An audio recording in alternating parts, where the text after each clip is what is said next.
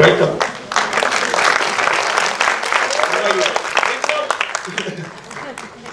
எனக்கு ரொம்ப சந்தோஷமா இருக்கு. அதாவது எங்களுக்குள்ள இருக்கிற நட்புங்கிறது கிட்டத்தட்ட 50 இயர்ஸ்க்கு மேல இருக்கிற ஃப்ரெண்ட்ஷிப். அதை வந்து நான் பெருமையா சொல்றேன். To say a few words and wish the troupe and bless all of us in the 70th year. ஏன்னா ஒரு காலகட்டத்தில் கமல் சாரும் இந்த ட்ரூப்ல நடிச்சிருக்காருங்கிறது எங்களுக்கு மிக பெரிய.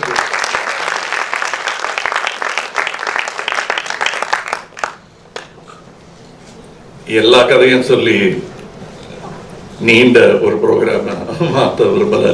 நிறைய கதை இருக்கு எங்களுக்கு. நான் இன்னைக்கு வந்த மாதிரியே நாடகம் பார்க்க வந்தேன். பட்டூஸ் வீக்குன்னு மயிலாப்பூர் ஃபைனான்ஸ் கிளப்பில் நடத்தியிருந்தாங்க. பின்னாடி போய் வைஜிபி மாமா பார்த்து வணக்கம் சொல்லிட்டு வரலான்னு போனால் ஒரு 40 பக்கம் நோட்டு கொடுத்து இன்னைக்கு அவன் வரலடா இவன் தான் வந்துட்டாரு. என்ன 40 பக்கம் நோட்புக்கு என்ன பார்த்துப்பான்னு மகனை காட்டி விட்டாரு. மகன் டைலாக் அடுத்து நான் சொல்ல வேண்டிய டைலாக மகன் எடுத்து கொடுப்பாரு. நான் இந்த இப்போ ரவுடி வேஷம் போட்டு வந்தார். அந்த மாதிரி மெட்ராஸ் பாஷையில ஏதோ சொல்லி பம்பு கணேசன் ஒன்று வரும். அதை நான் வந்து பம்பு கணேசன் சொல்லி சிவாஜி கணேசன் பம்பு கணேசன் மாறி மாறி ஏதோ ஜோக்கு வாய்க்கு வந்ததுன்னு சொல்லி தப்பிச்சுட்டு வந்தாங்க.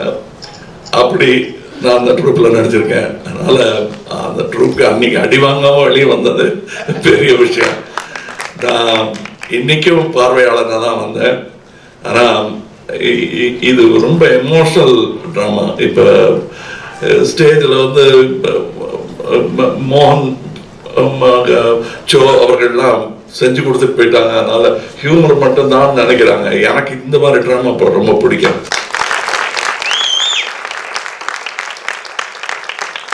சினிமால பேக்ரவுண்ட் மியூசிக் எல்லாம் போட்டு பிரமாதமா சின்னதா ஒரு விஷயம் சொன்னா கூட பெருசா காட்ட முடியும். நான் நடந்து வரும்போது விக்ரம் அப்படின்ட்டு எல்லாருக்கும் புல்லரிச்சிடும். அது விக்ரம் இல்லாம நான் நடந்து வந்தா எப்படி இருக்குன்னு பாக்கணும்னா கண்ணு நாட்டிக்கிட்ட போனோம். அவர் தான் இந்த மேடையில் எப்படி நிற்கிறதுன்னு கற்றுக் கொடுத்தாரு. அவர்கிட்ட கேட்பேன். நான் சின்ன பையனா இருக்கும்போது கையை எங்க வச்சுக்கிறதுன்னு கேட்பேன். பட்டனை திருகாத, பேக்கெட்ல கை விடாத. பெரியவங்க இருக்கும்போது பேக்கெட்ல கை விட இப்படி கட்டின்னு நிக்க கூடாது, பின்னாடி. அப்ப என்ன பண்றது இந்த கைய அப்படின்னு கேட்ட போது அவர் சொன்னார், நீ அது என்ன பண்றதுன்னு கேட்டேன்னா அது 2 கசாப்பு தூங்கினே இருக்கும். அதை பத்தி நினைக்காம இங்க பாத்ரூம் எங்க இருக்குன்னு எப்படி இப்படி கை காட்டுறீங்க, அது யார் உனக்கு கத்து கொடுத்தா? இப்படி காட்டணும்னு இங்க எங்கெங்கெல்லாம் இருக்கு, இங்கேயா அங்கேயாங்கிறதெல்லாம் அவ்வளவு அர்த்தம் வருது. அப்படி யோசிக்கணும் அப்படின்னு ஆரம்பத்துல இருந்து பட்டனை பிடிக்காம நடிக்கிறது. இல்லைன்னா இப்படியே நடிச்சுட்டு இருப்பேன் நான். சில பேருக்கு என்ன பண்றது தெரியாது. மேடையிலேயே கூட இந்த மாதிரி பேசும்போது இப்படி பிடிச்சுக்கணும், இல்லை இப்படி பிடிச்சுக்கணும், இல்லை இப்படி பிடிச்சு என்ன பண்றதுன்னு தெரியாது. அதுல விற்பனர் கை இருக்கிறத பத்தி கவலையப்படாதவர் விகேஆர். அது மாட்டு சைட்ல இருக்கு. அவரு வாங்க வாங்க மாப்பிள்ளன்னு கையை ஆட்டவே மாட்டாரு. சில நேரங்கள்ல எனக்கு விகேஆர் ஞாபகம் வந்தது. ஆஃப்டர் தி அல்சைமர் வந்ததும் ரொம்ப ஜோரா இருந்தது. இதுல ராகதேவன் சொன்னதுதான் நான் சொல்லுவேன். இது ஒய்ஜிபி பண்ண வேண்டியதை ஒய்ஜிபி தான் பண்ண முடியும். அவர் தான் பிறந்து வரணும். அதான்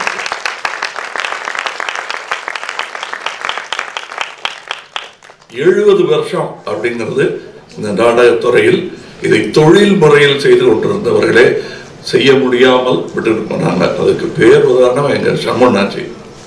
அவர் இருக்கும் போதே 60 வயசுக்குள்ள இப்ப மவுசு குறைஞ்சு போச்சு. நமக்கு ஆபீஸ்ல வேலை பார்க்கறவங்கலாம் 6 மணிக்கு வந்து 6:30 மணிக்கு நம்மோட சிறப்பா நடந்துடுறாங்க. இதுல இருந்து நாம் கத்துக்க வேண்டிய பாடம் இன்னமும் நாம உழைக்கணுங்கிறது தான். எங்கள் உழைப்பு முடிஞ்சிருச்சு, இன்னையோட நான் ரிட்டையர் ஆகிறேன்னு எல்லாருக்கும் விருந்து வச்சு ரிட்டையர் ஆனார். மறக்க முடியாது. நாங்களாம் அழுதோம். இப்பவும் நாடகத்தை இந்த மாதிரி வச்சுட்டு இருக்கிறதுக்கு என்ன உதவி வேணாலும் கேளுங்க, நான் செய்ய தயார். ரொம்ப முக்கியம்.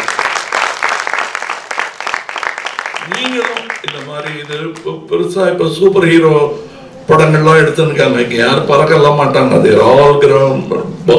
புவியீர்ப்புக்கு அடிமை. இவங்கெல்லாம் அப்ளாஸுக்கும் அடிமை. பிரமாம நடிச்சாரு. இவர் சொல்ல என்ன தெரிஞ்சிருக்காரு எனக்கு. இவர் தான் அவருங்கிறது. ஸோ ரொம்ப பிரமாம. மகனை பத்தி சொல்ல வேண்டாம். அவருக்குள்ள நாகேஷ், சிவாஜி அவங்கெல்லாம் இருக்காங்க. எப்படி எனக்குள்ள அவங்களாம் இருக்காங்களோ அதே மாதிரி அங்க இருக்காரு. எனக்குள்ள கமலு அதான் மகனும் இருக்கு எனக்குள்ள. அதாவது நான் ராணி தேனின்னு ஒரு படத்துல அந்த ஸ்பாட்ல அடித்ததெல்லாம் இன்னைக்கே எங்களுக்கு ஞாபகம் இருக்கு. அது மாதிரி ஃபன்னியாகவும் பண்ண முடியும், எமோஷனலாகவும் பண்ண முடியும். Happy to see all of you. ஒவ்வொருத்தராக தனியாக பேர் சொல்லலைன்னு வருத்தப்பட வேண்டாம். பல பேர் தெரியும். அவர் சினிமா நடிகராக தான் எனக்கு அவருக்கு தெரியும்.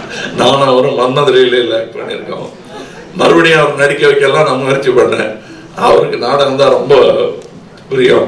இது என்னதுக்கு அந்த அவமரியாதை பண்ணிட போகிறாங்க, சாரிகாசி வீட்டில் பண்ணுற மாதிரி அங்கே அவமரியாதை பண்ணிட போகிறாங்களேன்னு அவர் அதை சீரியஸாக எடுத்துக்கல. Very talented. அதான் நான் சொல்றது, 45 வருஷத்துக்கு முன்னாடி பாலச்சந்தர் பார்த்து வியக்கிற ஒரு திறமை. மற்றவங்களுக்கெல்லாம் சொல்லி கொடுத்துட்டு சுப்படி நீ பண்றபடி பண்ணு அப்படின்னு சொல்லுவாரு. எங்களுக்கெல்லாம் நிறைய இன்ஸ்ட்ரக்ஷன்ஸ் வரும், அவர் நீ பண்றபடி பண்ணு. ஏன்னா அவருக்கு நிறைய ட்ரைனிங் இருக்குங்கிற நம்பிக்கை அவருக்கே இருந்தது. எல்லாரும் இதுல மருமகளா நடிச்சவங்க, பாக்கியமா நடிச்சவங்க எல்லாருமே பிரபலமா நடிச்சாங்க. ரொம்ப கஷ்டம் இந்த காலகட்டத்தில். ஆடியன்ஸ் எல்லாம் மொபைல்ல படம் பார்த்துட்டு இருக்கிற ஆடியன்ஸை உட்கார வைக்கிறதே கஷ்டம். அது செய்த மகேந்திரனுக்கு அதில் பட்டுமாமா போட்டோவையும் போட்டு பண்ணது வந்து ரொம்ப பெரிய மரியாதை. இந்த ரகசியத்தை சொல்லலாம். நான் வந்து அம்மா வந்து விளங்க மாட்டான்னு சொல்லிட்டு அப்பா வீட்டெல்லாம் காலி பண்ணிட்டு என்னை தனியாக ஒரே ஒரு ரூம் மாத்திரம் கொடுத்துட்டு போயிட்டாரு. 100 ரூபாய் கொடுப்பாங்க அம்மா ரகசியமா, அதுவும் அப்பாவுக்கு தெரியாம. எப்படி 15ஆம் தேதிக்கு மேல நம்ம ஜாதகம் பெட்டர் ஆயிடும் அப்படின்னு நம்பி எல்லாத்தையும் செலவு பண்ணிடுவேன். 16ஆம் தேதிக்கு மேல அப்புறம் சிங்கி அடிக்க வேண்டியதுதான். அப்ப மெதுவா அப்படி ஒவ்வொரு வீட்டுக்கா அப்படியே கேஷுவலா போற மாதிரி போய் சாப்பாடு நேரத்துக்கு பண்ணோம்னா சாப்பாடு போட்டுருவாங்க. ஏன்னா கேட்க முடியாது. அப்படி ஒரு 4-5 வாட்டிக்கு அப்புறம் குமுதா மாமி அவங்களுக்கு தெரிஞ்சு போச்சு, நீ நாளைக்கு மத்தியானம் வா அப்படின்னு டைமே சொல்லிடுவாங்க அவங்க. நான் வைக்கப்படாம போய் சாப்பிட்ட வீடு அது, பட்டுனா வீடு. அவர் போட்டோவை பார்த்ததே எனக்கு சந்தோஷமா இருந்தது. இன்னொரு சந்தோஷம், ஏஆர் ரொம்ப நாள் கழிச்சு பார்த்தது. ஒரு 4-5 நாள் முன்னாடி கூட ஒரு 1/2 மணி நேரம் பேசியிருந்தோம். உங்க ட்ரெஸ்ஸிங் ஸ்டைல், இப்பவும் வெரி ஹேண்ட்ஸம் மேன். சாரி சொல்றேன். I am very happy you are all doing this. Music ரொம்ப நல்லா இருந்தது. நான் வந்து இந்த மாதிரி நாடகங்கள்ல ஷண்முனாச்சி ஔவையாரா நடிக்கும் போது பாடுவார் அவரே. அதெல்லாம் பயமா இருக்கும். இப்போ யோசிச்சு பார்த்தா அவருடைய ஸ்ருதி என்னவோ அதுக்கு மேல ஒரு கட்டுப்பாடு, ஏன்னா பொம்பளை வாய்ஸ் வரணுங்கிறதுக்காக. அதெல்லாம் பார்த்து வளர்ந்தவன். எனக்கு இதெல்லாம் பார்க்கும்போது அதெல்லாம் ஞாபகம் வந்துட்டே இருந்தது. So I was moved.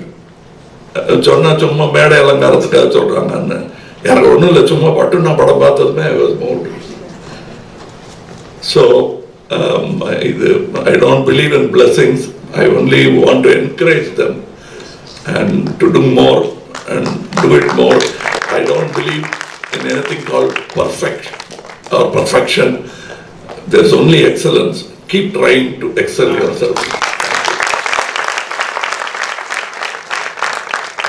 Kamal சொன்னது போல உண்மையிலே இங்க இருக்கிறவங்க அப்புறம் நாங்கள் அதை அனௌன்ஸ் பண்ணுவோம். இதை ஒரு சின்ன ஆசை வந்திருக்கு, இதை ஒரு படமா பண்ணணும் அப்படிங்கிற ஒரு ஆசை வந்திருக்கு. அதுக்கு திரு வாசன் அவர்கள் அக்ரஹாரம் ஆசனர். ஏன்னா அக்ரஹாரம்ங்கிறது பாரம்பரியத்தை காப்பாற்றுறதுக்காக அவங்க ஆரம்பிச்சது. இது பாரம்பரியத்தை காப்பாற்றுற ஒரு நாடகம்னு நாங்கள் பேசிட்டு இருக்கோம். அந்த ஹெல்ப்புக்கும் உங்ககிட்ட வருவோம். Your guidance and to make it probably another Sankarabharanam. I need my dear Kamal's help. இப்பவே சொல்லிடுறேன், அப்புறம் வந்து நான் சொல்லலைன்னு சொல்லக்கூடாது. ஒரு 2 நாள் உங்களை கூப்பிடுவேன். அந்த ராகதேவன் ரோல் நீங்க பண்ணும் படத்துல. ஓகே, ஓகே சொல்லுங்க. I'm so touched because in the industry, one of my closest friends, we have shared so much of joy, so much of sorrow, so much of excitement, and so much of naughtiness also. We've been together in all those times, and இன்னைக்கு வந்து tomorrow morning he is starting shooting for Indian 2 in spite of that. Coming here, doing it. And நான் தான் சொன்னேன், இந்த Indian 2ல எங்கேயாவது 2 and 1/8, 2 and 3/4 இருந்தா என்னையும் கூப்பிட்டுருப்பா. நான் ரொம்ப நாள் ஆச்சு கூட நடிச்சு ஹேராமுக்கு அப்புறம் நடிக்கவே இல்லை அவரோட சொல்லிட்டு இருக்கேன். But what ever it is, இதோட படமாக்கணுன்ற ஒரு ஆசை வரும்போது டெஃபினட்டா a purposeful actor, a man who knows cinema completely, a complete cinema man. இது கமலை பத்தி நான் சொல்லல, அவனுக்கு சினிமாவை பத்தி எல்லாம் தெரியுண்டான்னு என்னோட தெய்வம் சிவாஜி கணேசன் சொன்னது இவரை பத்தி.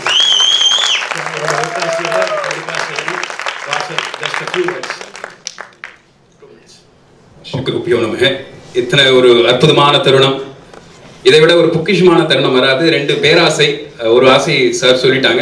நானா சிந்து வரை பார்த்து இன்னும் வளர்ந்துட்டு இருக்கேன். அந்த பாடல்கள் காதல் ஒழிச்சுட்டே இருக்கும். அதே போல இந்த மெய் மறந்து போன தருணம் சார், வார்த்தைகளே வரல. ஒரு சிவாஜி கணேசன் சாரையும், அதாவது எல்லாம் நடிக்கலாம், கை விரல்லாம் எப்படி நடிக்கிறதுன்னு தெரியல. எவ்வளவு பெரிய அவர் உலக நாயகன் நீங்க இருக்கார். அவர் சொன்னதுக்கு அப்புறம் நான் சொல்லக்கூடாது, அத்தனை பாராட்டுகள் உங்க கரகோஷத்துடன். இந்த இதிகாசமாக இந்த படம், இந்த நாடகம் படமாக வந்தா எல்லோருக்கும் இந்த குறுகிய ஒரு வட்டத்தில் இருக்கக்கூடாது. இது எல்லார் மனசையும் இந்த தருணத்தில் இதை கேட்டுக்கிற எல்லாரும் பிரார்த்தனை பண்ண, நிச்சயமாக இது படமாக வரும். எங்கள் அக்ரஹாரம் ஸ்ரீ ராஜலட்சுமி ப்ரொடக்ஷன் சார்பாக இந்த படத்தை ப்ரொடியூஸ் செய்ய காத்துருக்கோம் சார். அவசியம் சாரோட ஒத்துழைப்போடு நடக்கணுங்கிற பிரார்த்தனை. I believe in blessings and நிச்சயம் இன்னொரு பெரிய ஆசை, நான் வளர்ந்ததே உலகநாயகன் சார் பார்த்துதான் குணாலேருந்து இது வரைக்கும். எனக்குள்ள ரொம்ப ஒரு பெரிய ஆசை, மருதநாயகம் படமும் மீண்டும் வரணும், அவசியம் வரணும். நிச்சயமாக அதை என்னால் ப்ரொடியூஸ் பண்ண நான் அதுக்கான தூண்டுகோலாக இருந்து செயல்படுவேன் என்று பற்றி உங்கள்கிட்ட கேட்டுக்கிறேன் சார். அவசியம் இந்த 2 ஆசையும் நிறைவேறணும். இந்த அறையில் இருக்கிற மாதிரி எல்லாம் உலகெங்கும் இந்த சாருகேசி அப்படிங்கிற நாடகம் சிந்து வேர்வி பாட்டுவாக எல்லாரும் மனசிலையும் சந்திராவரணம் மாதிரி ஒரு இதிகாசமாக இருக்க வேண்டும் என்று கேட்டுக்கொள்கிறேன். எல்லாருக்கும் ரொம்ப சந்தோஷம் என்ற ஒரு தருணம். Thank you sir.